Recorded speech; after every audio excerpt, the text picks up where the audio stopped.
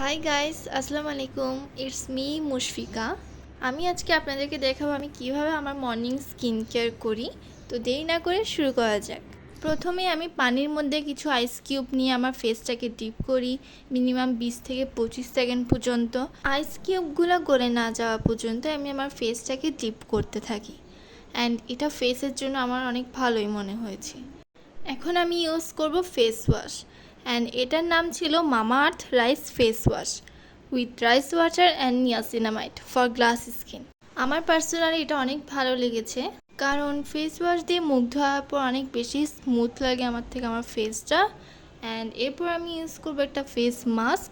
আমি এটা ডেলি বেসিসে ইউজ করি না, উইকে 2 থেকে 3 বার ইউজ করি, অ্যান্ড এক এক সময় এক একটা ট্রাই করে দেখি।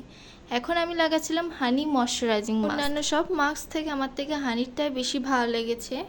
এটার ভিতরে কিছু জেল থেকে এটাও হচ্ছে ফেসের উপর লাগিয়ে নিব, আর 15 থেকে 20 মিনিট রাখার পরই এটা একদম শুকিয়ে যাবে, অ্যান্ড উপরের জেলগুলো স্কিনের সাথে বসে যায়, যার কারণে স্কিনটা অনেক সফট অ্যান্ড স্মুথ হয়ে যায়।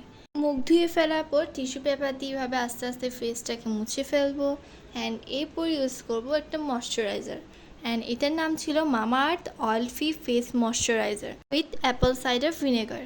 এরপর ইউজ করবো ল্যানেশের লিপ স্লিপিং মাস্ক। এটা সাধারণত রাতে দেওয়া ভালো, বাট আমি দিনেও ইউজ করি। এটা আমার ফেভারিট একটা লিপ মাস্ক, কারণ এটা দেওয়ার পর ঠোঁট অনেক বেশি সফট হয়ে যায়।